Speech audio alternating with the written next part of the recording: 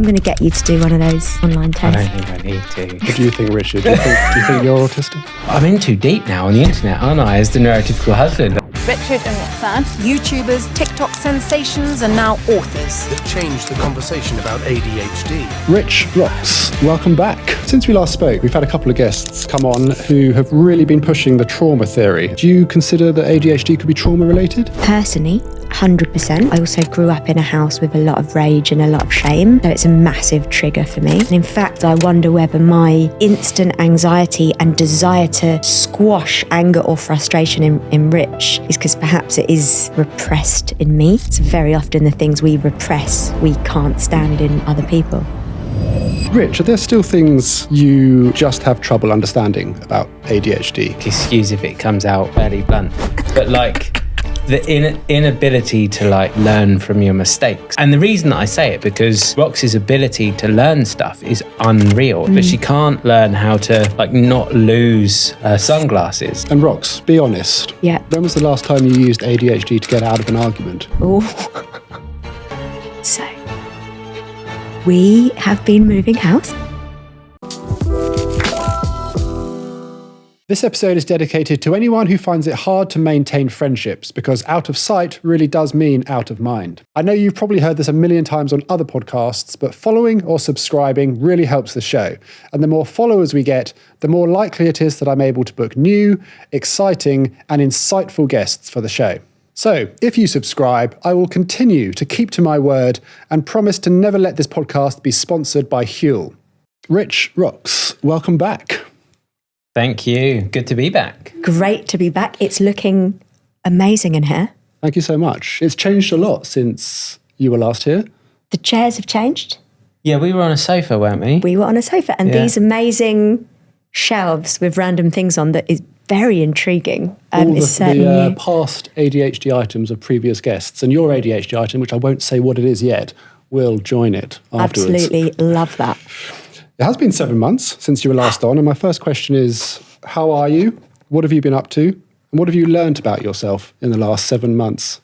So I'm skating on the edge of burnout right now, because last month, I sort of want to say we decided, but I'm going to take responsibility and say I decided it would be a great idea to release a book, go on tour, play festivals for myself on the singing side, and move house.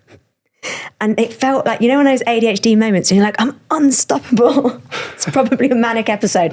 I'm unstoppable. We can do it. Like, I'm feeling revved up. And then just regretting doing all of that in 1 month. So that's me. What have I learned? Not to do all of those 4 things in a month. I've learned about myself that past me was not strong enough to say no to Rox's ideas for May 2024. I think, because it's been rough. We're just about recovering now, aren't we? Are we? Well, I don't know. Like, I think I was trying to manifest it into existence. Okay. So we've still got loads of builders and stuff in our house. So we're finding that incredibly tough at the moment because we're very introverted, and it's now we realise how much a quiet space at home is important, because we sort of don't feel like we're getting any rest at the moment. But Like, I just sit rocking with anxiety in the bedroom until they leave, which is sort of horrible, but it brings up all the ADHD stuff of sensory issues, like even it being loud in the house, social anxiety. I don't want to walk downstairs and get a cup of tea because I might have to pretend to be human. So yeah, people say moving house is one of the most stressful things you can do. And I would now say they are correct. yeah. I think it's probably very stressful for a neurotypical. How are you finding it as an ADHD person? Like, absolutely horrendous, honestly. I've been in tears. I've had sort of semi-panic attacks. We have to take mental health walks because I get like a tight chest. My back tenses up. It's just incredibly stressful. And then I'm also racked with guilt for being useless. I shouldn't call myself that. We've written a whole book about not calling yourself useless. For being not quite as good as Rich at all of the moving things. So packing all the boxes, arranging men to come and lift the beds, unpacking, admin, council tax. It's like an absolute nightmare of administration. And I've been terrible. I've been crying and rocking in the bedroom and you've had to take on the lion's share.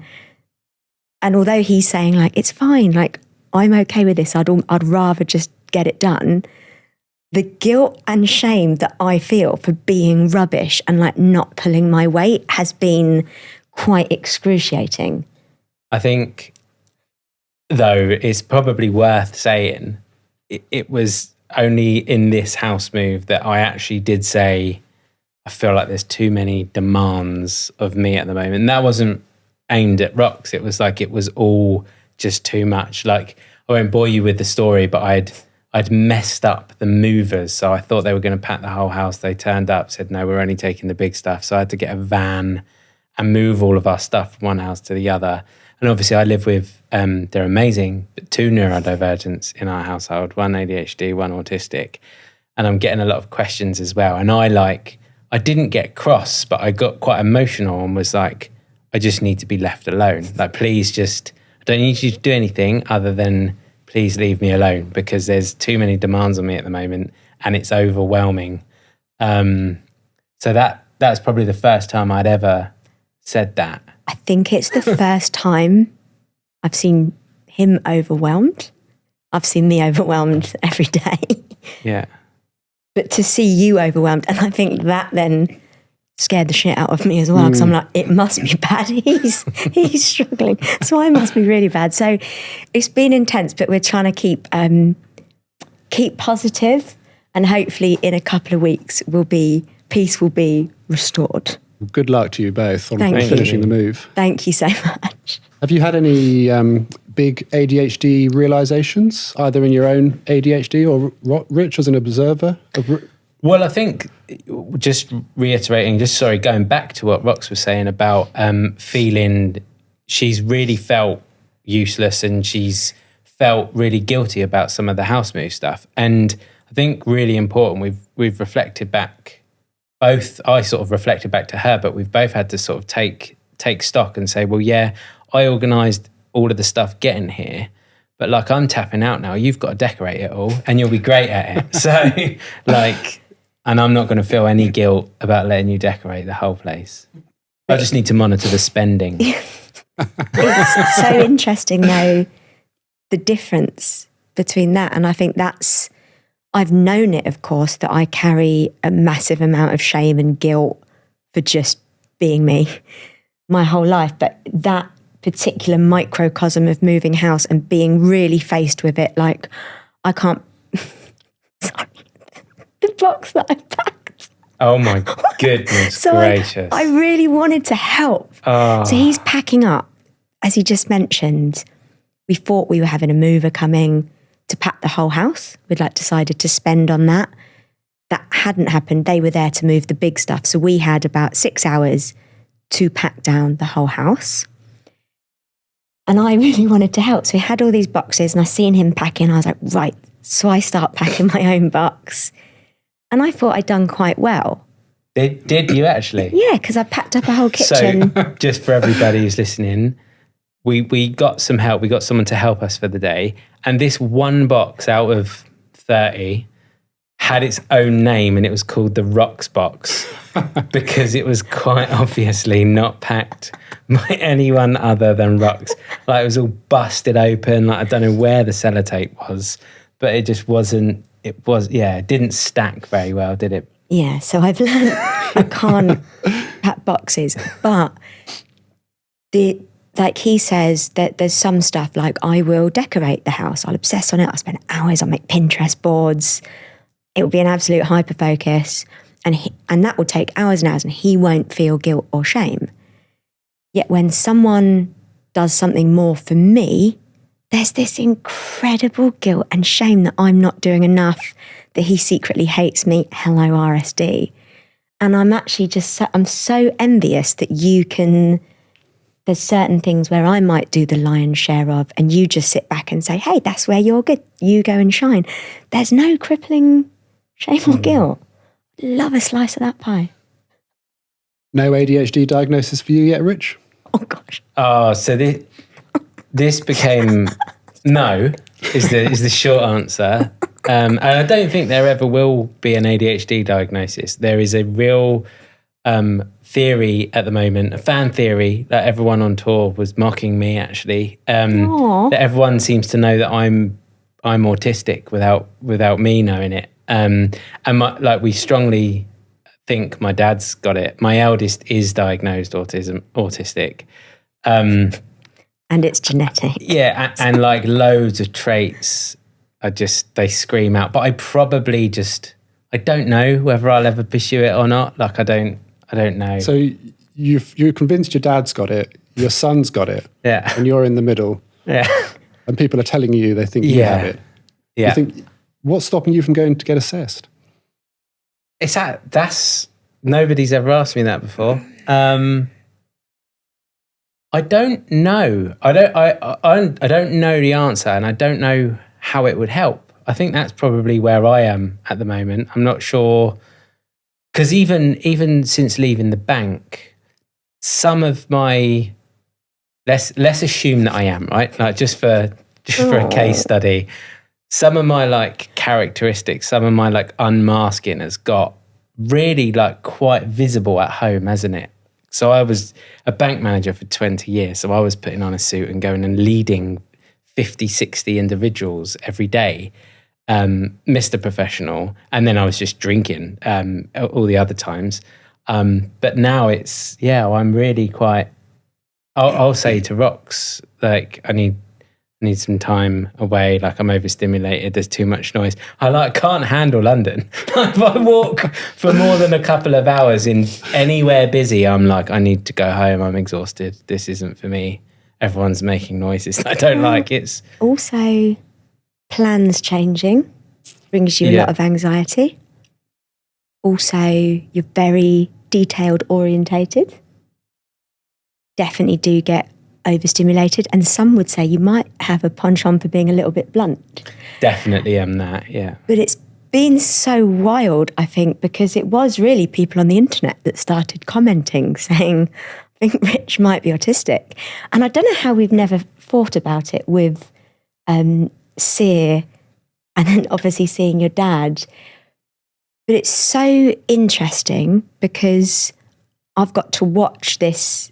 Yeah, it is unmasking as well, isn't it? I think you were so highly masked. You had to be, from being a dad at 18, from stress and having to work and being in poverty.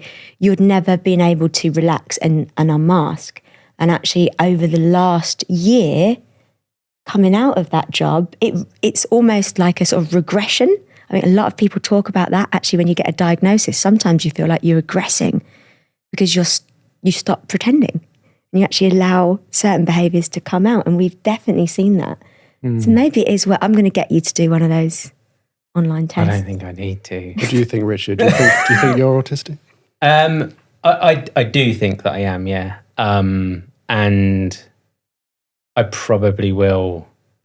I'm in too deep now on the internet, aren't I? As the neurotypical husband, I don't know what to do. Like, I feel nervous talking about it on this podcast. We'd rebrand. We'd have to be ADHD and ASD Love, and then it would be me. ADHD Love. No, because that would sound like it was me. That's so maybe true. time for a rebrand. I don't know.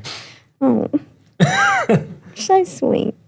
Rich, are there still things you just have trouble understanding about ADHD, no matter how many times you hear them being explained? I logically struggle sometimes with almost like, and I try not to say, I'm just going to say it, like, excuse if it comes out fairly blunt, but like the inability to like learn from your mistakes almost like that. I don't mean it to be horrible, but like Rox will make the same, whether it be a time thing or, well, it predominantly is time, or losing things. It's like, how does that happen? Like, I don't, and I'm compassionate and I don't shame her, I don't judge her, but it's still like internally, I'm like, I don't understand how any brain can be wired to just not retain the what you need to learn to not do this. And the reason that I say it, because Rox's ability to learn stuff is unreal. It's something that I'm incredibly jealous about. So if her brain decides I want to learn this, like she'll go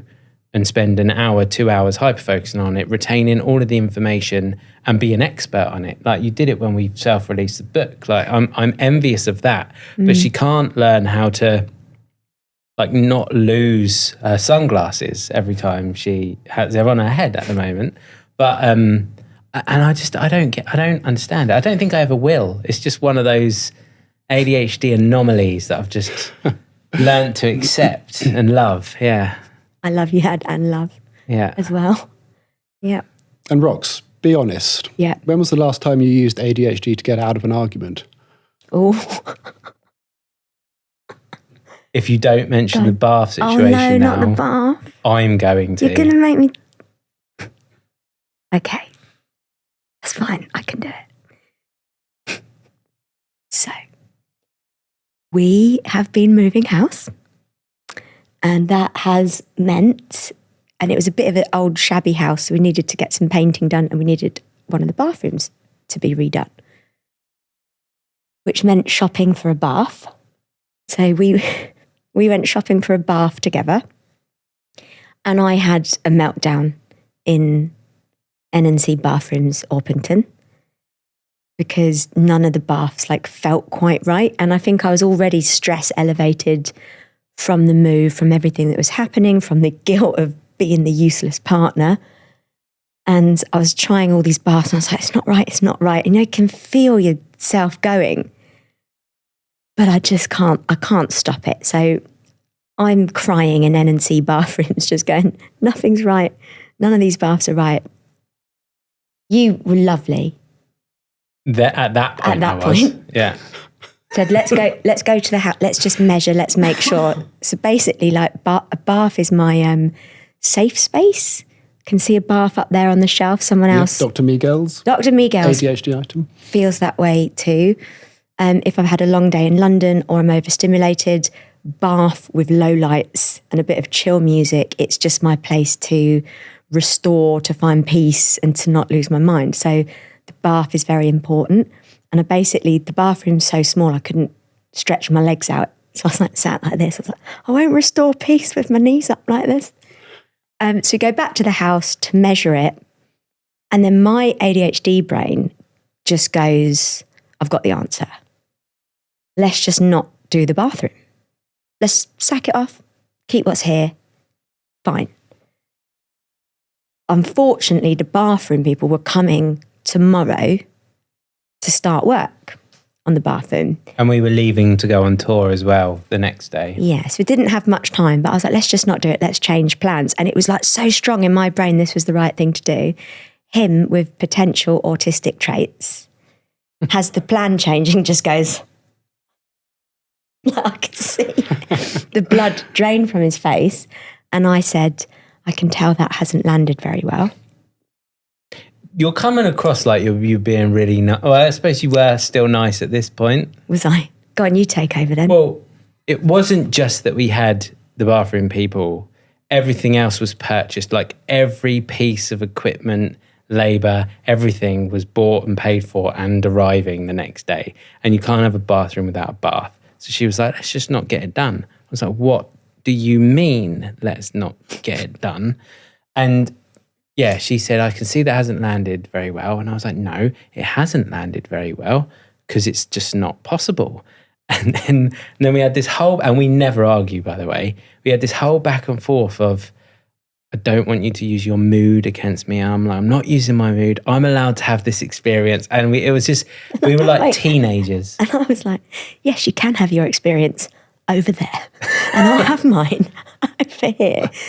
And we managed to get through it in the end. We had to have a couple of hours away from each other. And then we were like, we are adults. We can get through this. Let's have a combo. But I definitely said, it's because of the ADHD that I've had a meltdown in N&C Bathrooms because the bath wasn't right. And I tried to change the plan and mess everything up. So, yeah. You said you never argue. Really? Yeah, really. Like very rarely. I mean, Twice. then. Twice we've argued. What was the other one?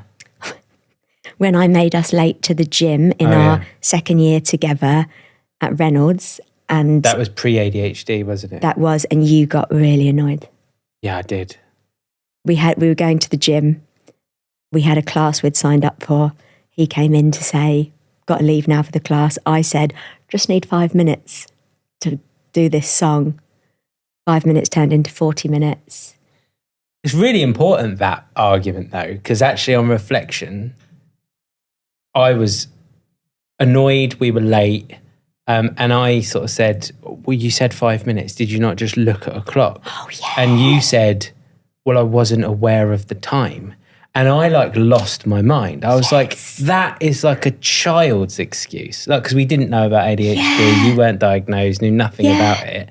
So I can see how and why people really struggle. Because I was like, in what world does an adult say I wasn't aware of the time when you've got to leave in 5 minutes? I was like, that is something that Sia would say. Isn't that wild though, now looking back? I shouted, didn't I, actually? You raised your voice. Oh, if you maybe. had shouted, I would have cried. You raised your voice and then I started giggling. But I didn't even know. I think that's why things like this, they're so important, because that could tear apart a relationship. We see comments all the time, really sad comments, people saying, if I'd have known this, I think I might still be married, or I might still be with that person. Or on the positive side, seeing ADHD content has saved my relationship. And going back to that moment, it feels so far away, but you got so angry. What adult isn't aware of the time? And I was so angry because I'm like, I'm telling the truth. I'm not aware of the time, but I had no basis of explaining it other than actually feeling misunderstood and frustrated. And when you're both coming from misunderstood and frustrated, it's not going to go well, is it? It's quite common, as you know, within the neurodivergent community to see lots of people who are often confrontation avoidant due to low self-esteem and other reasons. Do you think a lack of arguments in your marriage is to do with that? Do you sometimes feel the rage, but there is a fear of confrontation which stops it coming to the surface? Alex, your questions are always They're good, aren't they? They're so juicy. Good and juicy and difficult, and I love it. Can't answer this without first saying being sober is a huge differentiator. So when I was day drinking, when I was out with friends, when I was drunk, rage would come out. And people are quite surprised when I say it, but I'd get in bar fights and I'd be screaming at people when I was blackout drunk, things I'm not proud of. That rage would come out and it would be uncontrollable. So it is in me. I think that... What are you looking at me for? I want to know if you're getting nervous of confrontation or I am. what you think. Yeah. I 100% am. Yeah. And I think I would do anything to avoid shouting, hating each other, saying something that you regret. I also grew up in a house with a lot of rage and a lot of shame. So it's a massive trigger for me. In so many of my relationships, my lack of being able to express anger or rage or annoyance has caused so many problems. I've been walked over so many times and always thought that the lack of voice or the lack of sticking up for yourself makes you a really nice, easygoing person, but it doesn't. It can actually make you a victim of some not very nice things. And with you, I've had to learn to self-advocate, and I'm still rubbish. I have to pep talk myself, you have to tell him that you didn't like that. You have to tell him this is how you feel. Wow, that makes me sound like a monster, doesn't it? No, but it would be like something you would have said without realising. Yeah. Or eye rolled or something. Or eye rolled. I'm that sensitive. Don't do that anymore. I'll cry if someone eye rolls. But I will say to him, really calm, Bubby, what you just did really upset me and I just want to let you know. And my expectation is always that he's going to scream at me and leave me. That never happens. It's always, I'm so sorry, I can absolutely see that, or tell me more. But it's such a wonderful question. And I think even in our house, in terms of being parents, Rich a parent and me a step parent, we have a rule like to never shout at the kids, to never shame the kids, to always lean into kindness with them. So I think my fear of confrontation really is a massive ingredient in how we live in our house, isn't it? Yeah, definitely. You don't have that fear though, do you? No, but I would echo your thing about being sober. Like I reckon we would argue if we were drinking. I was an idiot when I was Alcohol drinking. can often override that fear of confrontation. Definitely. If you put a line of 20 people, not alcoholics, but people that have a healthy relationship with alcohol, and ask them to tell us the last 5 times they had an argument, I bet a high percentage there would have been alcohol involved. So that like reduces the risk of confrontation because you're just more sensible, aren't you? I'm certainly more chill anyway. You were a bank manager for 20 years. Yeah. So that must be a very non-agreeable role. Were there any confrontations at work? Loads. But I was drinking all the time. I needed to. I couldn't do that sober. No way. But I was quite argumentative. I was quite confrontational. I was quite gobby, really. You say was. Why? Yeah. I will say when behind the wheel. I think even not driving, I think I can be quite confrontational outside of our home. I always try and figure out, because it always confuses me, because I can actually be triggered by normal anger, normal human frustration. Other people's anger makes me anxious. So let's say somebody cuts Rich up as we're driving. I won't repeat what he might say, but let's just imagine I'm like anxious straight away. And I want to say, stop, don't do that. But actually, someone cuts you up, it's perfectly human to be angry and to let that out. And in fact, I wonder whether my instant anxiety and desire to squash anger or frustration in Rich is because perhaps it is, or has been for a long time, quite repressed in me. It's very often the things we repress, we can't stand in other people. We've always said that, haven't we? Like, it's the one emotion you can't handle me having. Like, not anger towards Rox, but if I'm just angry, but if I'm sad or whatever, sad, anxious, all over it, like a rash. But if I'm angry, I can't handle it. Yeah. If I ask my partner, I think she'd probably say my tendency to zone out while she was talking to me or being forgetful of what she said. She's very understanding of ADHD, so we don't explode and have a row. So I suppose, Rich, if you could pinpoint an ADHD trait of Rox that could potentially trigger a big row, what would that be? It would be her like tidiness. It would be like the bedroom and the bedroom floor particularly. I've always said, because I don't mind doing the washing and stuff, where I need Rox's help is to not do it, but don't make it harder for me. And like the whole where again shelf situation is something that does bring up some levels of frustration because it's repeatedly sort of said, oh yeah, well, I'll try harder, I'll do it. And then you do for a bit and then it sort of maybe slips away. And it's funny though, it will always be when I'm like a little bit up against it or behind on my emails or whatever, I'll think, this place is a shithole.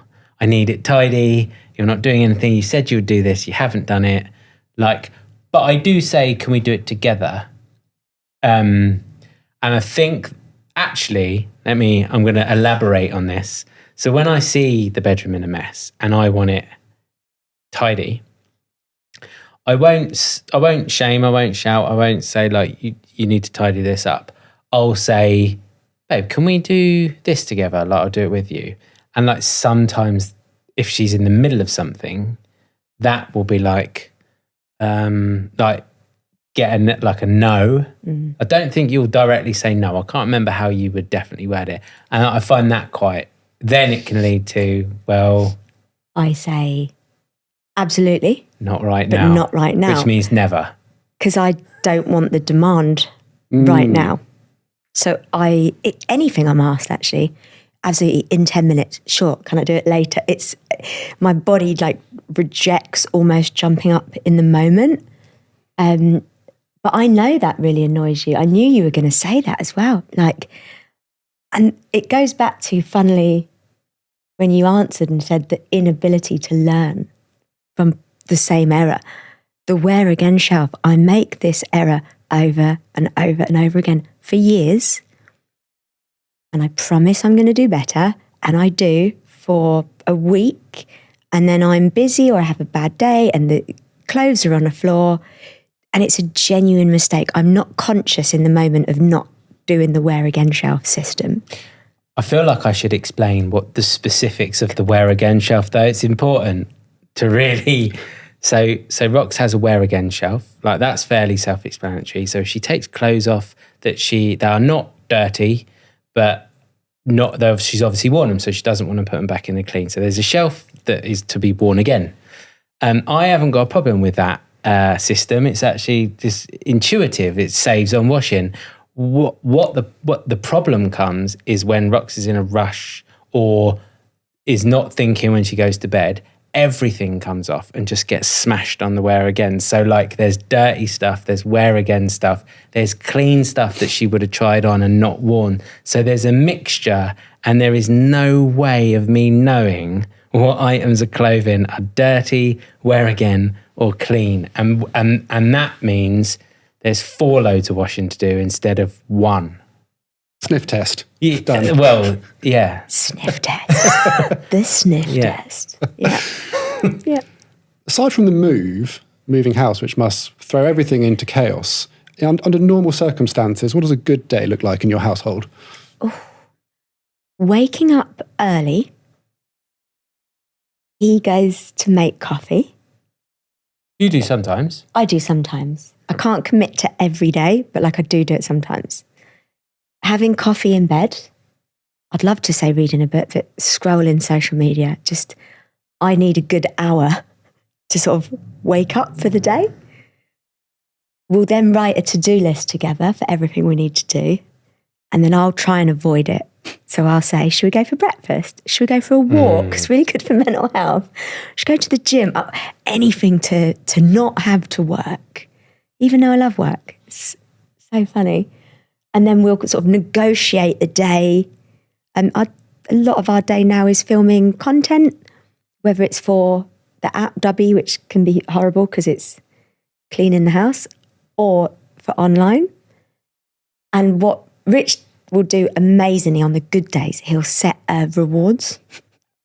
So he's like, if we get through a Dubbi video, an ADHD Love video, you do that email, we send off that thing, we can go out for the afternoon. We could go to an escape room later. And you've never seen me work. Like, right, let's go. Just that simple reward at the end of it.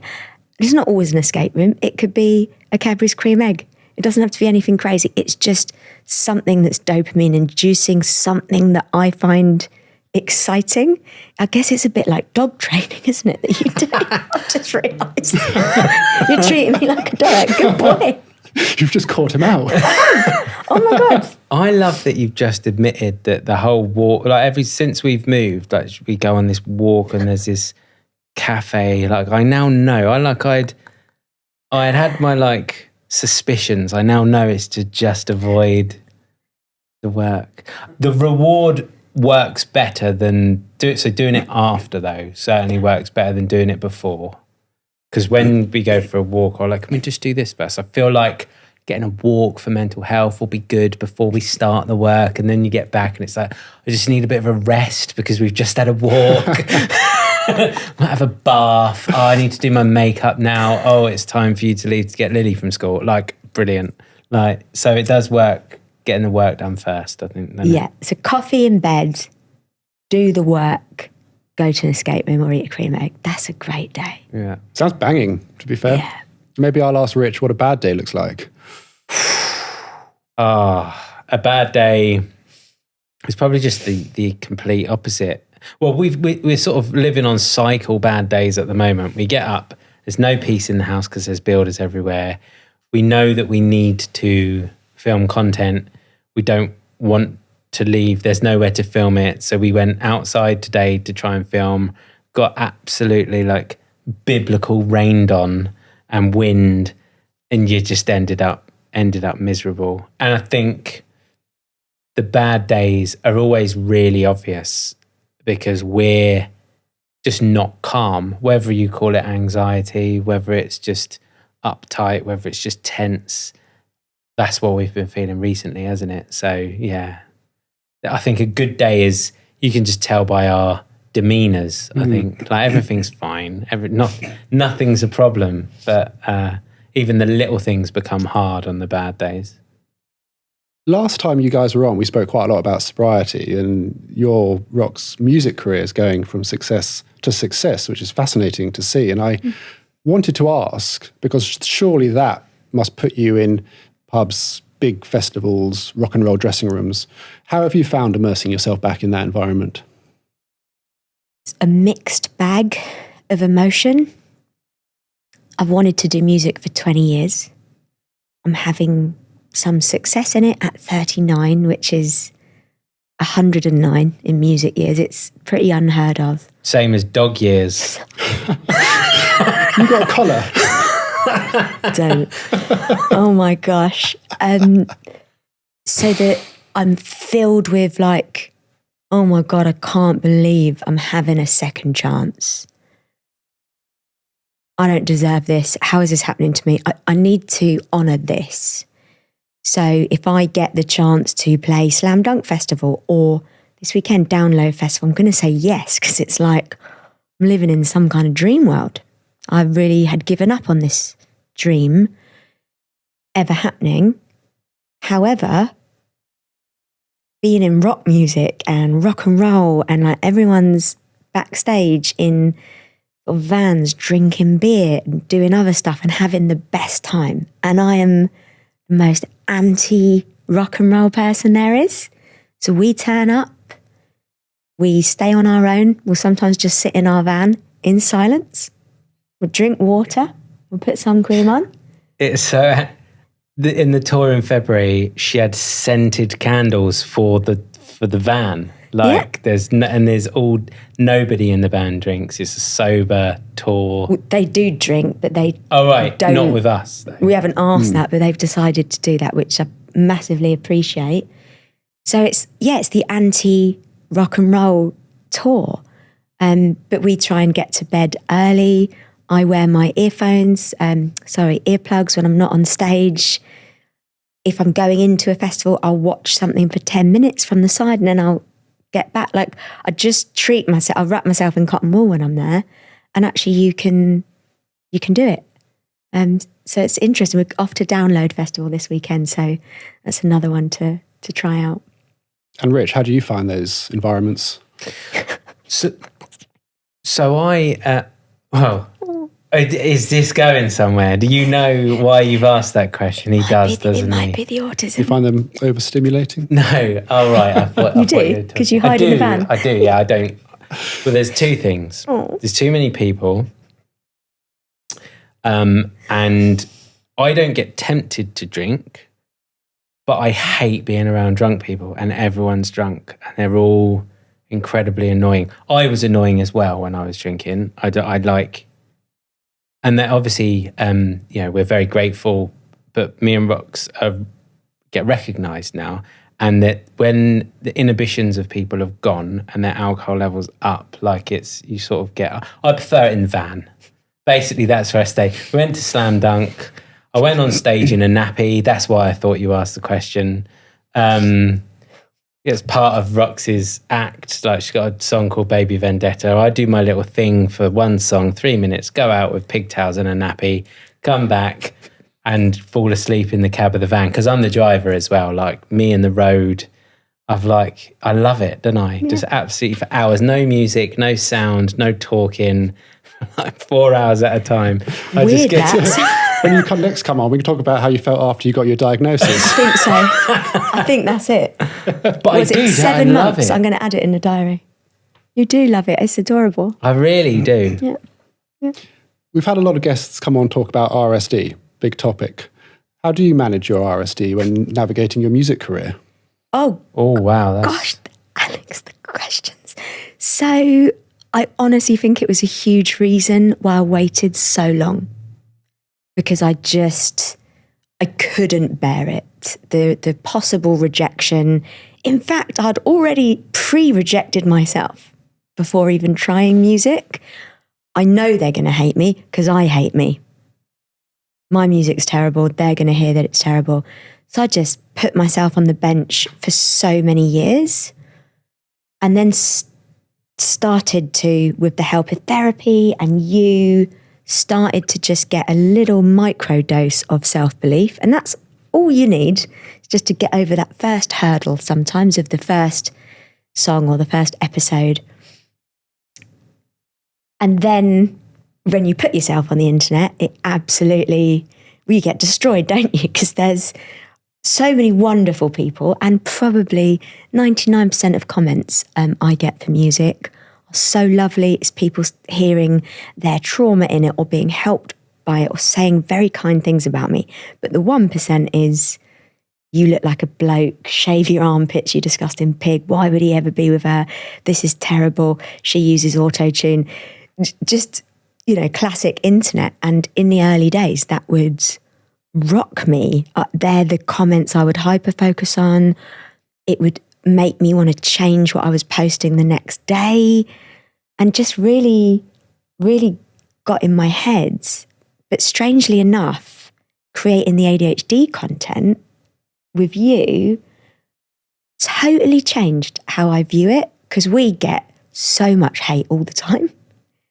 On occasional videos, don't we? Again, it would be 90% positive, but sometimes you end up on the wrong side, as I'm sure that you know, wrong side of blimmin' Instagram, and you're like, whoa.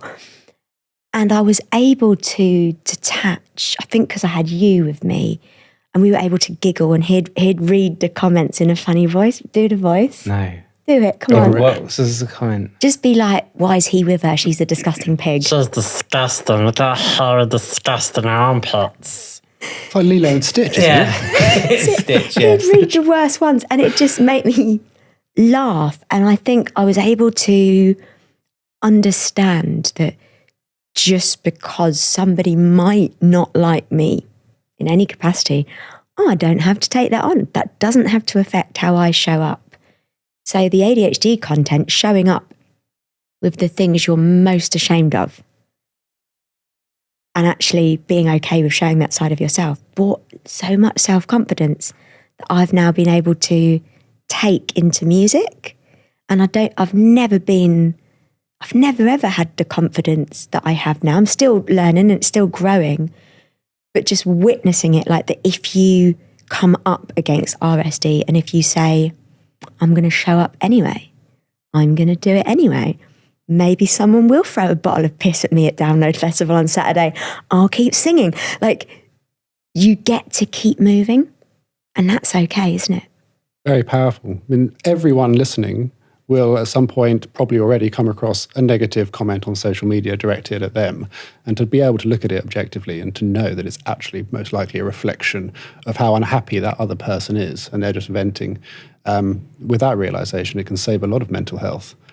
I think so. Some of them are hilarious as well. Like there's a whole subsection of, it's in America somewhere, I don't know where, but it definitely is. For this particular video, there's a whole portion of the internet that was just like, of course she's got blue hair. Like I didn't know that was a thing. Like if you've got blue hair, you're just an idiot, apparently. It's true. I live in Brighton. It's, every second street. It's amazing. Yeah.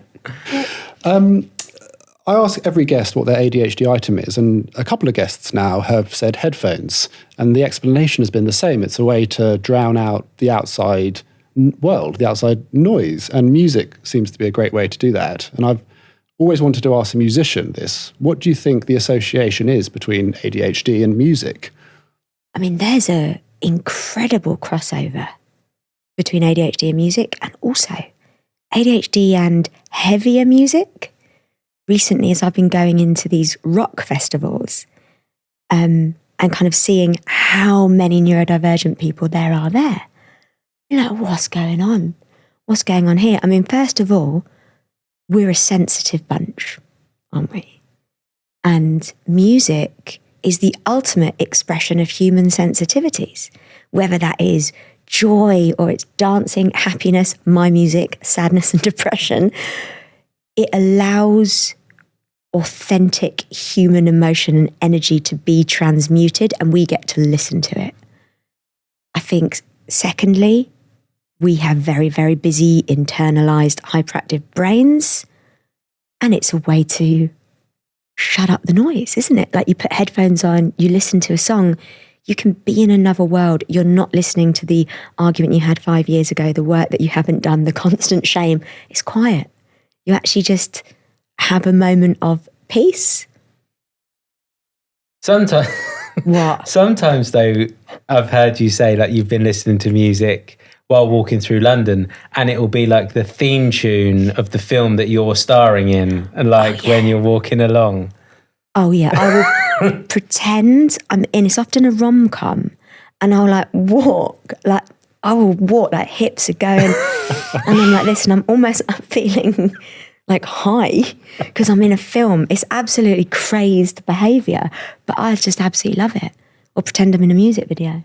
Do you ever walk out the cinema and you sort of adopted the personality of the lead role in that film? Yeah, copying the accents is a really weird one. I don't know why that happens, but I think it is a neurodivergent thing that we can watch a show or an episode or meet someone. I've had it in work when I've met Australian people, and then, oh yeah, mate, and you see them look at you like, oh, who's this cringe bag? Oh, that's one of the weird ones. Do you do that? Is that an ADHD thing, or am I just... I definitely do it, yeah. If an action film, I'll strut the car a little bit more confidently. Fast and the Furious. Nearly got arrested driving home. Love that. So we're very impressionable. Taking to the stage again, has that dug up any insecurities within you? Every single one, Alex, yeah. I think when I used to do music before, I was younger, so I had the recklessness of youth. I was drinking a lot of alcohol, so that would help. And going back to doing it when you're older, the thing I never ever want to do is let shame make me show up smaller. I did it for so long, shoulders down, head down. Oh, I've got a little song. So I really pushed myself in the opposite direction. What is like the anti-shame way to show up on this stage? If I was going to show up and literally not give a shit what anyone thought, which is the total opposite, because I'm overthinking what everyone thinks, what would I look like? And actually, probably for the first time, the festival I'd done a couple of weeks ago, I went on, I had a skimpy outfit, had these long nails, had my hair up here. It's like I've become a different person, almost like a superhero version. I think a lot of people in music have aliases for that reason, and it really works for me. Because I dress up like a rock star, and then I think in my head, go on stage and just act like a rock star. So I'm like, oh, yeah, this whole other character comes out, which is probably ADHD as well, isn't it? The ability to imagine, to act, to become. And it is becoming, where it has been the thing that's kept me so small, it's becoming a bit of a superpower. And I'm so excited to see what happens. You said, I think it was on stage. I can't remember. It might have been one of our shows. Really nice way you explained it is like that everybody's an imposter. Like nobody's been born a doctor. Nobody's been born a rock star. Even the rock stars, like they don't eat their breakfast cereal in their pants, like rocking out. Like everyone's all an act. Honestly, that blew my mind. Just that realization, because my mind was always happy, successful people over here, me over here. Life's winners over here, life's losers over here. I'm the imposter. I'm not right. I'm not meant to do music. I'm not good enough. Hold on a sec. Nobody come out of the womb shredding guitar and like, nah. Everyone's learned it. And the most wonderful thing when you've got ADHD, right? We know how to mask. Masking is pretending to be someone that you're not. For many of us, it's pretending to be neurotypical. What if I pretend to be a rock star? And then you're singing on stage to 6,000 people. Like that ability to pretend. And what you realise, if you pretend enough, one day perhaps you become. Not neurotypical though, that one never worked. No. Rockstar's working, Doesn't work. neurotypical. Pretend to do the wear again shelf then. Do you know what I mean? Oh dear, yeah, I wish. Rich, when was the last time you had a moment then when you thought, thank God Rox isn't neurotypical, and you found yourself really cherishing her eccentricities? Ooh, no, there's too many to choose from. Good, That's thank what you. I'm going with. It will be the creativity. Now, I know that it's not a prerequisite of ADHD to be creative, but I'm yet to meet somebody with ADHD that isn't creative. So maybe it should be in the diagnostic criteria. But that when it comes to, well, anything really, a holiday or video ideas or decorating the house or this crazy idea of me leaving a job that I was doing for 20 years and I hated, it just couldn't have worked. That's probably the best one, actually. Like, we couldn't have done what we've done if Rox was neurotypical, because it just wouldn't work. I think Rox being the ideas person and me being neurotypical works, or, well, whatever. Good at planning and detail. Good at planning and detail and execution and all the stuff that she's not very good at. Yeah. Which works perfectly, really, because otherwise, ADHD Love would have been 5 videos, then Rox would have got bored, and it would have been binned off. The book would have been half done and never released. So it's just when both, I don't think we would work. And what would you have? Imagine that social media handle, neurotypical love. Like, it wouldn't. Well, that's just every Well, film. that's everyone, isn't That's it? everyone, every film, Yeah. every representation. Since we last spoke, we've had a couple of guests come on who have really been pushing the trauma theory as a means of ADHD foundation in early childhood. Do you consider that ADHD could be trauma related? For me, personally, 100%. I feel, and it's very difficult because we've spoken about this before, and it can be, It's divisive, wasn't it's it? very divisive. I'd read a book that I'd really loved called Scattered Minds, and it had really resonated. It had been a bit of a game changer for me, and we mentioned it on social media and really upset a lot of people. And I think that was a wake-up call to me that we all have different experiences and we will have different systems that relate to us. And for some people, it's going to be intolerable that it might be from that. It was the parents as well. Like, Yeah, that, of course. It really upset a lot of parents, course. saying, well, my Johnny's got a lovely childhood, so it Yeah. can't be my fault. Like that sort of. Yeah, and I think I was in my own head about my own childhood. Now I Yeah. can see the thing in that book that resonated for me was the author talks about ADHD being a sensitivity. The genetic part is a sensitivity, whether that is emotional, physical, or both, being highly sensitive. And where it can become traumatic is if you live in a highly stressful environment, or an environment without support, or an environment where there's a lot of aggression and shame. And that was my childhood. So that made sense to me. I could see the sensitivity, the artistry, the sort of entrepreneur. I could see this dream world person that was very sensitive. And I could see how that had been kind of deeply hurt in the environment that I grew up in. And we know that stress makes ADHD symptoms a lot worse. And children can be stressed at home. So that's how I kind of formulate it in my own brain. But again, would never say that's 100%. Why it was worse or what caused it, that's, there's doctors arguing about that. So I will There's just read doctors, read the books. Well, I've had 30 on here and they all say different things. Yeah. There you go. Isn't that mind-blowing and wonderful? I think the ADHD brain is always looking for a black and white answer, the exact answer, the exact cause. I want to know, is it 100% genetic? Is it a cluster of 50 other symptoms just coming under the heading of ADHD? Is it related to trauma? And you can find a doctor, you've spoken to them, probably, that will tell you each one. Something that we, since probably that video, since our channel's growing, something that we're incredibly passionate about, and we write about it in Small Talk, is wherever it comes from, the one thing that is real is the symptoms and the struggles. Don't know, it doesn't matter, does it? Really? It doesn't matter where it comes from or what you call it. There's so many of us out here dealing with similar things. Of course, everyone's experience is different, but there is a bit of a universal experience of ADHD. When you listen to people speaking and think, oh yeah, that's me.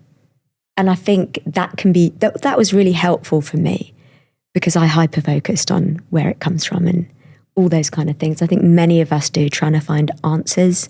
So many of us late diagnosed have felt so chronically misunderstood that we go on a hyper-focused mission to understand ourselves. And actually it can leave us more confused. So I had to kind of put down the research papers and the books and the science and just go, I really struggle with these things and I'm going to focus on acceptance and support. And actually that's kind of made life a little bit easier. Last time you were here, you told a very moving story about your father and stepmom not accepting your diagnosis. Has there been any positive movements there? Oh dear. No. In fact, the other way, unfortunately. I'm going to try not to cry again. Just let it out. I'll pick it up. I think you cried last time, didn't you? I did cry all day. No, it's all good. But I've done more therapy since then, so test. Yeah, but you've been crying more since this No, it didn't go well because they saw a clip of it and saw me say what had happened when I told them I had ADHD. And that led to not a very nice phone call to you. No, that was about the post about your mum, I think. Or happy birthday or something like that. It was something. It wasn't just Alex's fault. No. But I think me speaking not just about this on your show, speaking about other things is very, very triggering to them. And my dad, reacted with a bit of anger, a bit of shame. And we haven't really spoken since then. I am doing a lot of therapy about that at the moment and really, really, really fighting for forgiveness, to find forgiveness. And I've done that before. I found forgiveness for him before because I love him very much. And my dad had very, very tough early life. So there's logical reasons for he makes exact sense. He hasn't done anything wrong. He's not a bad person. But it's caused me an incredible amount of pain for so many years. And I really want to move through that. I want to come out of that narrative. And I'm coming up against my own stories, which is I need to let go. I'm almost 40. I need to let go of being the victim in this dynamic. I need to let go of being the problem child. I need to let go of being a disappointment. I need to let it all go. But it's so strange because it makes me so unhappy. Us not speaking makes me so unhappy. I lost my mum at 22, so I don't have either parent. That's bloody brutal. You move house and nobody knows where I live. Doesn't even know that I've moved house. It really hurts. I play my first festival at 39. No family there. Sorry, I've obviously chosen family, new family, but no, the experiences that other people get with a parent I don't get at the moment. And I know a big reason is because I'm speaking out about things. And it's kind of the punishment I've created myself by speaking out. And my true hope is that I can find real forgiveness, not that like wishy-washy, I'm going to forgive because it's the right thing to do. I mean, I'm going to process the pain, feel everything, understand why it's there, and then maybe get to forgiveness and maybe reconciliation. That's what I think every kid who is in a difficult situation or no contact with a parent would always be desperate and want reconciliation. I don't know whether it's going to be part of my story, but I'm going to do everything I can to possibly get there. I'm going to read the next question verbatim because I want to do it in the most respectful way possible. And it actually comes from my producer. It's Timon, who sat over there. You don't have to answer it, cut this bit out. I lost my mother to cancer last year, and I've been going through a real journey, considering all of the things she missed out on since she died. I was wondering what your mother would make of your recent success as a couple and your own personal ADHD journey. Well, I think, in fact, I know she'd be very proud, and just must say I'm so sorry. It's a absolutely brutal journey. I'd like to tell you it gets easier. Doesn't, but we do get stronger. And yeah, the things they miss out on, oh my Lord. That's the saddest part, isn't it? It's not even our own pain, it's what they miss out on. My mum was so wonderful and kind, probably had ADHD, by the way, because her friends called her Mad Woman. Her initials, Linda Angela Teresa Emery, spelt late, and it was quite funny because she was always running late. Occasionally racked up a credit card and had to have those removed. But she was so sensitive and empathetic and emotional, and the love that I got for 22 years was enough to help me like keep growing. Even now in my late 30s, it's so strange. The impact they have never goes away. It comes out in these beautiful echoes in how I love my own kids. I sometimes say something, I'm like, oh my God, cringe. I'm literally, my mum, I'm like exactly the same as her. So I think that she would be so proud. I think one thing that is heartbreaking is that she'll never meet Rich. She would have loved me, I reckon. She would have loved you. You didn't get me on the dad question. You got me on a mum question. I like that. If at first don't succeed. Yeah, Go for the mum. she would have go for the dead mama. She would have loved you, 100%. She would have loved the kids. Lily and Sear, she would have just been obsessed. She would have been like this great grandma, and those really hurt because books, great, music career, great. It's kind of meaningless. Like it's wonderful at work, in a work arena. It's meaningless compared to finding family and happiness. And her one wish for me actually was obviously that I would find love, but also that I would find a house. I would buy a house and have stability. And we've just done that. For me, it's the first time at 39. And that's been quite poignant to sort of just think, oh man, she'd be so happy. I have this wonderful partner. I have these 2 beautiful kids. And I'm really quite happy most of the time. Yeah. Well done. Yeah. Thank you very much for sharing that. It's really poignant. No problem. You'll be okay. You'll be okay. Oh, man. I ask all my guests to tell me an item that most represents ADHD in their life. And yours was, I'm actually going to light this. Oh, yes. It was a scented candle. Yes. I'll pass this to you, Rox. And why is a scented candle your ADHD item? Oh, just have a sniff. Tropical sunset. I love that. Just going to seat it here. Candles, as Rich mentioned earlier, when I go on tour in the van, I will light scented candles in like the scummiest, cheap, like rock and roll van because I just need the vibes to be good. Candles, when I'm overstimulated, I've had a bad day in London, I have a bath and I light candles. If I'm feeling stressed at home or anxious, I light a candle. And in fact, writing the book, I could not write unless I had a candle lit. It's this strange, I don't know, it just, the smell, the flickering light, I feel it's a sensory dream and it helps to calm me down. It's something to smell, something to look at. It's absolute vibes. Obviously, I love the most expensive ones. And She's not allowed to do the food shopping with me anymore because it doubles the price of the food shop because she'll just go and fill the trolley with scented candles. Yeah, absolutely. But they're just the most awesome little things. And now I always see a candle and I always think of the book because I would turn the lights down, open the laptop, light a candle and have a alcohol-free gin and tonic.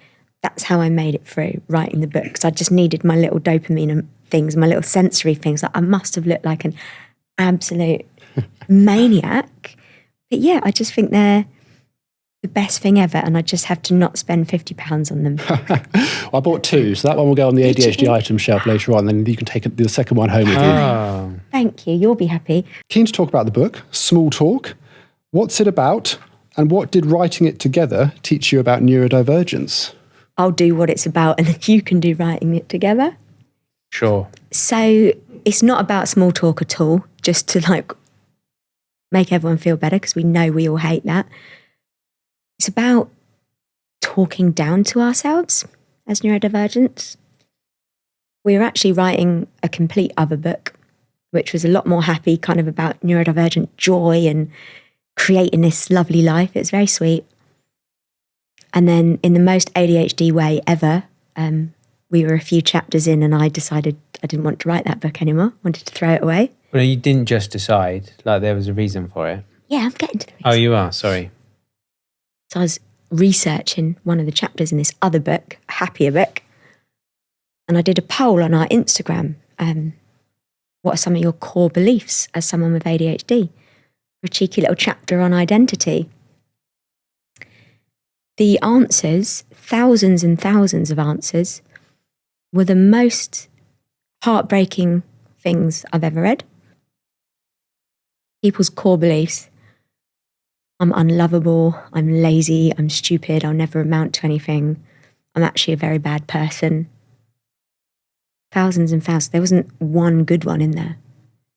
And I read all these things and just was like, I don't want to write the happy book yet. I want to write this book. I want to talk about this. What I would say is the worst symptom of ADHD is the self-hatred that so many of us walk around with. The belief that something is wrong with us. Words like lazy, useless, stupid. We don't talk about it. We talk about the symptoms of the losing things, the forgetfulness, the sensitivity, all the time, but don't talk about how much so many of us deeply hate ourselves, because it's really can be quite embarrassing and quite isolating. And I hadn't made the connection between ADHD and why I hated myself until I read all these other people's comments. And then it hit me. Living in this world with undiagnosed or unsupported ADHD leads you to a very, very dark place. In researching the book, found out one of the most devastating things, which was ADHD people were 4 times more likely to have tried to take their own life. I'm in that statistic when I was 23. And those dots connected. And I ran into Rich and was like, we need to write a book about core beliefs. We all hate ourselves. Throw the positive one away. He was maybe a bit shocked at first. Well, I'll come to that on my bit. You'll get to that. But yeah, it's about negative core beliefs. And I went through every single one. I think it was about 30,000 replies. Went for a proper hyper-focus moment. Every single one in an Excel spreadsheet and a little tally chart next to it. And we extrapolated out the top 10. And those top 10 became the chapters of the book. And each one, I explore the story of where that negative belief took hold for me. So when did I first think I was lazy? And then we work through how to unwind it, how to believe something different about yourself. Not that you're lazy, but you work really hard in a different way. So every one of those beliefs is worked through and then turned round. I cried my way through writing it. It's probably no surprise, because unearthing just some of the sad memories about where those horrible beliefs first came was quite difficult, but also incredibly cathartic. And I truly, truly hope it can be a real eye-opener for people reading it, that the only thing they need to fix about themselves is how much they dislike themselves. It isn't actually the ADHD or the behaviours. They're all okay. They can be supported. They can actually be loved. But your crippling self-hatred, that's going to hold you back from having beautiful relationships, going after your dreams at work. It's going to lead to a horrible life. And what would it be like if, rather than walking around thinking we're lazy, useless losers, if we walk around thinking we were creative and empathetic and funny? It's probably going to lead you somewhere a lot better. How do you follow that? How do I follow that little monologue? I think I dissociated. So, wow. Is that in the book? 'Cause you just... I don't need to read it now. That's it. You don't need to read it. Just, I think the one thing to add, and then I'll go on to the funny bit of writing it together. Yeah. We're really proud of this. We were proud of Dirty Laundry, but I think as a piece of work, like I know, well, I speak for both of us. It's really good. I know, like, it's quite arrogant to say that, but like, I could never it is say that. really good, and it's not just me saying it. Like you're great. It was like in Sunday Times chart and stuff like that. But the most important thing, like, it's had 40 reviews so far, and 47 are 5-star, and we've got 3 4-star reviews. So like that's... What did I do wrong for the 4-star? Yeah. So you should have done They're better. the ones you're hyper-focusing on. Obviously. So like it's helping people, which I think is just, well, 40 people at least anyway. Yeah. There's 40 people that have read it that have thought it was all right. Writing it together, it's an experience. It's very similar to the first book. My natural instinct is to want to plan times and structure and sort of, we've got... Sorry, I can't stop hearing it. I cannot stop hearing it everywhere. What? The autism. Oh. I want plan and I want structure. I'm sorry. Like, we've got, I don't know, 50,000 words to write in a manuscript. Let's break that down into monthly, and how long would that take? Blah, blah, blah, blah, blah. Like, stop playing with my beads. Sorry. But that obviously just doesn't work. If you try to do that, like, I can do my best like that, but if you try to structure Rox, like, it's like getting her to tidy up her wear again shelf. Her actual writing, though, when she got like the buzz, you were brilliant, like unbelievable. Like, quite often she would pretend she was like doing a TED talk and stuff, and like been pacing around the room, and I'd be like capturing what she was saying, or like frantically writing the ideas on a whiteboard and stuff like that. That's you were in your zone. The bit that I found, like, I can say now, I'm glad we did it. At the time that she was like, we can't write what we're writing. It was called Late Bloomers. We need to sack that off and start again. Like, we were probably only 6 weeks away from the deadline for like delivering the manuscript when we were making this decision. So like, it was probably a bigger version of the bathroom, just trying to, let's just cancel it. Because we had to have a call with the editor and say, this is what we want to do. I'm sitting there like freaking out because I was like, it's 6 weeks time. How's this going to land? But it like went all right, didn't it? It was more the anticipation of having to say, we're not doing this anymore. Sorry, we're doing something else. Because there's the other point I will say is there was, although I found it difficult, there was 0 point arguing, because I know that getting Rox to write a book she didn't want to write, it just wouldn't have ever got done. Writing a book together, you must literally be on the same page. Yeah. You must have learned a lot about each other. I'll ask Rox first. What did you learn about Rich? That he needs routine and is very methodical and is very good at sticking. I think he'd read somewhere that if you write 250 words a day, then you'll eventually get this in this many days. So he just did his routine. And I was not doing that. I would do nothing and then write 5,000 words in a day and stay up really late with my G&Ts and my scented candles. So we had a wildly different way of doing this difficult task. Like writing a book, it's hard.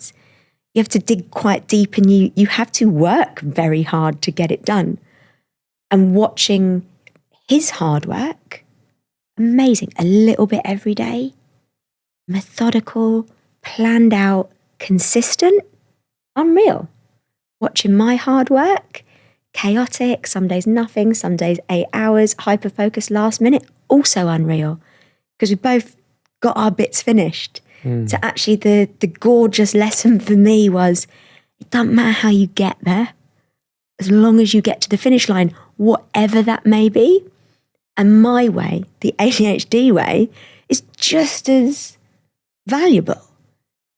It was a roller coaster ride, but it's just as valuable. So it made me giggle. Did you mean that, or did you mean what did we learn about each other? As That's in what I meant, what's yeah, in the but book? What did you learn about Rich during the process of writing the book?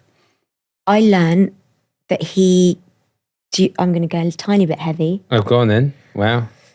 I don't know if this is what you mean either, but I'm running with it. Well, who knows what he means? Who's to say? 3 neurodivergents in a conversation. I learned that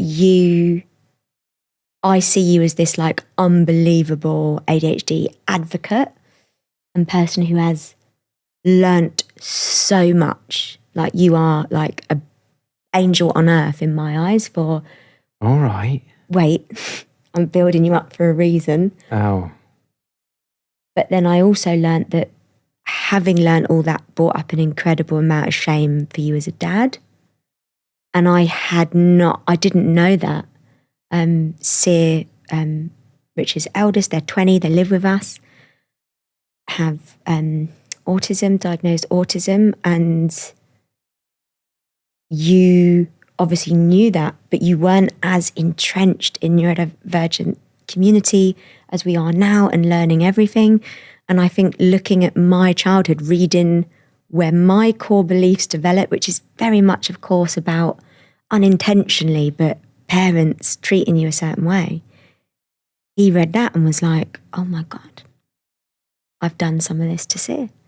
And kind of watching you wrestle with that, and actually beautifully, it led to some amazing conversations. Him apologising to Sear for kind of realising there was times in their life where Rich may have not sort of been as accommodating and curious about the autism as he would now. Was that quite hard, Rich, to see some of those parallels? It was hard, and at first filled me with a lot of guilt. And I think when we were in our live shows, actually, someone asked a question like, how do I apologise to my child for not getting it right so often? And that was easy. Like, and that it was wonderful, and it was really like emotional. But it would be really easy, and is really easy, for a parent to be like defensive. Well, I didn't know, there was nothing about it in my day. How am I supposed to know? It'd be loads of easy ways to like make an excuse, but instead just sat Sear down and was like, really sorry, I got a lot wrong. And I can even think back to examples when they were really young, we were having family parties, they would like disappear off because it was too noisy for them and overstimulated. They would like go and play with their like truck in a dark room, and I would like find them and be like, no, this isn't where fun is, like come out here or over here. I didn't have the knowledge, I didn't have the understanding, but like no excuses, no explanations, just I'm really sorry, I got it wrong, and I can promise that I will try and do loads better. I won't always be perfect, but I'll try my best to do better. And it was a really close moment for us, wasn't it? So Now I live with there's three of us. Oh, who knows? Whatever. Yeah, isn't that, I think that moment, and so many parents, we have so many parents that follow us and hear what we say and then feel shame or guilt. Like, oh my God, I've shouted or I've shamed or I've judged and not being curious. And I love you being able to talk about it, that of course we're all human, we're all going to mess up all the time. It's how you move through that. And watching a dad sit with their kid and say, I'm sorry, is the most powerful thing ever. And the most gorgeous thing was Sia was like, yeah, it was quite tough at times, but thanks very much. That was it. That's all kids need, is an acknowledgement that it was hard and you maybe could have done better and you're going to do better now. And actually your relationship has gone from strength to strength, and it's incredible to see. So I think the book also taught us some rather important things too. Your content, the book, stories like that, they no doubt help so many people. You must get so many messages. Do you have any particular heartwarming stories that come to mind? We get, honestly, so many every day, and I don't want to sound arrogant, but you must know that too. Like, it talking about something that where people are learning for the first time or realizing it isn't just me, or having answers to why they've struggled. It's a huge shift for people. I think some of the ones that have affected me the most is when we've seen people in real life. Because a message is one thing, but if you see a woman who starts crying and is like, oh my gosh, you saved my marriage, or you have made me a better mum, I was really struggling with my kid, that breaks me down, because you can sometimes get in a habit of, oh, just making these silly little videos of what we're doing. I can anyway, maybe being a little bit self-derogatory. And then you see the actual human impact it can have. And yeah, somebody crying, it just, that sends me. You also get a little bit desensitized to the internet. Like, when, just from the scale of it, we can put a video out and it get 2 million views and X amount of 1,000 comments and lead into X amount of 100 DMs and stuff. And it, like, that is a number and it's a metric, and it's like, wow, that's amazing, we're helping loads of people.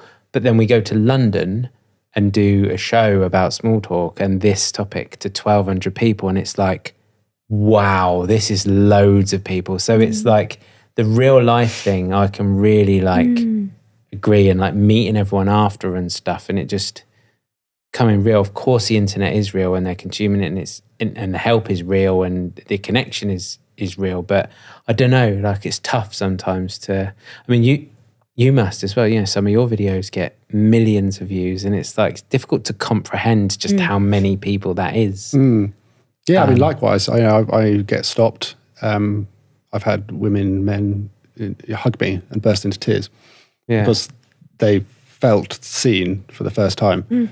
I think there's a lot of parallels between our journeys in content creation, entering the space at a similar time. So yeah, totally get it. And it's the most liberating, rewarding feeling. It's quite easy to be stuck behind a phone and you just see the numbers going up on a screen. Then you meet people. Someone says, Alex, at a train station, or Rich Rox, it is you. And they burst into tears on you. We got stopped on the way here, like from the little pub that we were at. A lady stopped us and was like, it's just lovely. It's the sweetest thing, but I think that's when you realise it's really a purpose in life. When it's a purpose is when you're helping people, isn't it? That's what they say. And just to see someone that's been so impacted because they've heard a podcast or they've seen a silly little video or read a book, it's incredibly humbling. And just, it's so interesting how the thing that you felt the most shame about and wanted to change the most about yourself can become the key to your purpose in your work. It's like, wow, that's mad. I love that. I could talk for so long. I'm conscious of time. It's really running away. It's been so fun. I want to do the washing machine of woes before we end. We were the first ones to see this. You were the first, weren't you? This is now look how slick that is. How you're picking it up. Look at that. There we go. 7 months of practice. You're going to ask me what have I learned in the last 7 months to how to pick up a washing machine. I still don't remember to empty it. Every week I ask my Instagram community for their ADHD woes, and I put them in this washing machine because for me, the washing machine represents my biggest ADHD woe, which is memory loss, because I always forget my washing in the machine. I'm sure you guys do the same. I don't. You don't? Rox does. This week, in the washing machine of woes, I drank alcohol for years and managed to kick my addiction after 20 years of trying. My daughter is just getting to the age now, 17, where she's curious about alcohol, and I want to beg her not to start, but I don't want to deprive her of a social life. Do you have any advice on how to navigate this? I don't want to stop her from trying alcohol, but I also don't want her to get addicted if she's anything like me. Perhaps, Rich, you could kick off. I'd love to sit here and give some like profound advice, but I'm in a very similar situation myself, to be honest. So Sear has a drink, likes beer, and they started. I don't think they had a problem, but they started, from what I saw, having a bit of an unhealthy relationship with alcohol. I sort of like to drink every day, or not loads, but one or two. And we have asked or set a boundary because we're sober that they don't drink while they're in the house. So they get to do it at the weekends when they go and visit their partner and stuff like that. And we hope that that will be teaching like quite a healthy relationship with alcohol. The reality is though, like I think if we went away for a week, they'd probably have drink to excess. I don't know the answer. Like that's the honest truth. I know that if in my mind it's like if you try and tell them not to, it's like a red rag to a bull, isn't it? It's like, well, that's all I want to do now. Very difficult situation, isn't it? It is, and as parental figures really just resonate with this person, you are desperate to not have your kid or stepkid go through the same pain you went through.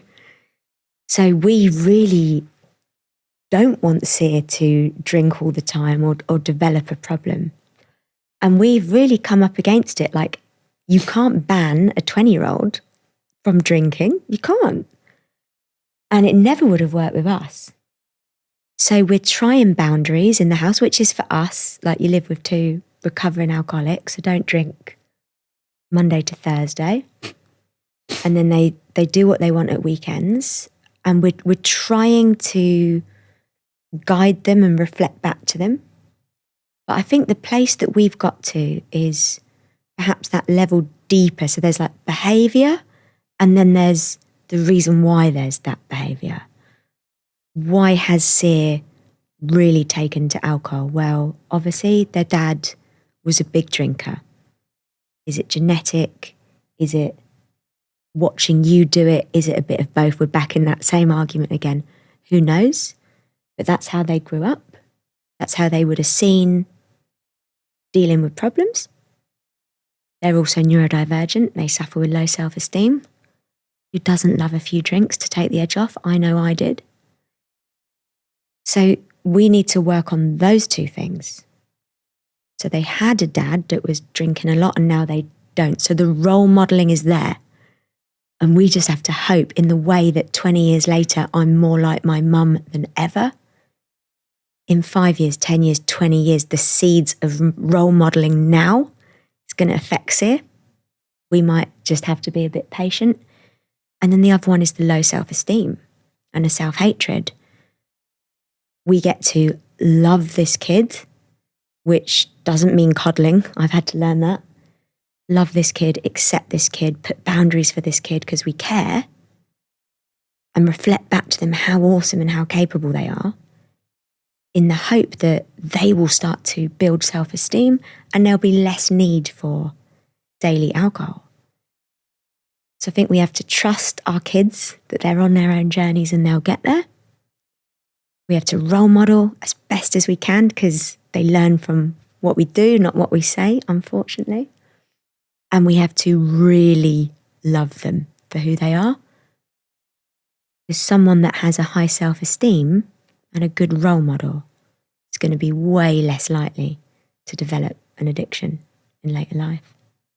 Yeah, no, it's great advice. I think it's generally just a very difficult and a very scary question for a lot of parents who can see addiction in themselves and worrying about whether it's going to transcend to their kids. Because like you said, you can't say you're not allowed to drink. You have to let the child, I guess, go on their journey, perhaps go to really dark places with it to see for themselves where it can take them and to let them understand it themselves. Because if someone said to me when I was 18, you're not allowed to drink, I would have been off like yourself. I think though, where it's probably different for us, and potentially you, like they say that addiction like thrives in secret. So like the environment for that person who asked the question and for us is there's no shame about being alcoholics and the addiction. Like we're really open.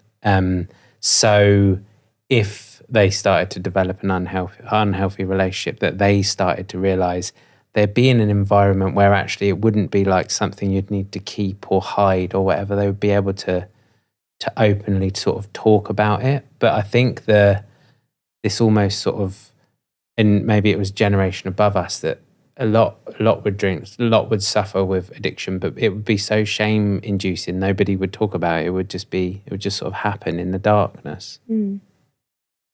So I think that will help as well. Just the honesty around the environment about their journeys. And we're really open about our sobriety as well. Yeah, I mean, it's a big topic. I won't go too much there. I know you guys did an episode of They Think It's All Sober, so I think I can probably direct people to there if they want to. Have you been on that? No. But I listened to it and there's a lot of... They're wonderful, wonderful guys. Yeah. I asked you last time what the most impulsive thing you've ever done is, and last time you said it was I'm going to butcher this. It was essentially you got into a lot of debt. It was a financial impulsive. Yep. So I'm going to ask the question again. In the last 7 months, have you done anything else super impulsive? Yeah. So last time it was really rubbish. I'd basically been scammed out of 150 grand and had carried a lot of shame. And it was actually to do with the fraud was buying houses. So having just now bought a house, I feel like I've maybe brought an end to that story, like I can let it go. So I'm going to do a good one, which was starting our app. Oh, yeah. Which come out in November. So it's only been a few months, although it feels like forever. And it was the most impulsive thing because we were in a swimming pool last year one day, and it was like an idea just dropped in my head. We need to make a body doubling app. And videos that he at that time was sending me little instructional videos for doing housework because I really struggled.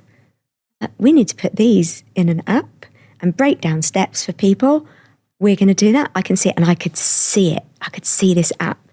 And you know when an idea drops and you're like, this is going to be my entire personality and I won't stop until this is a thing.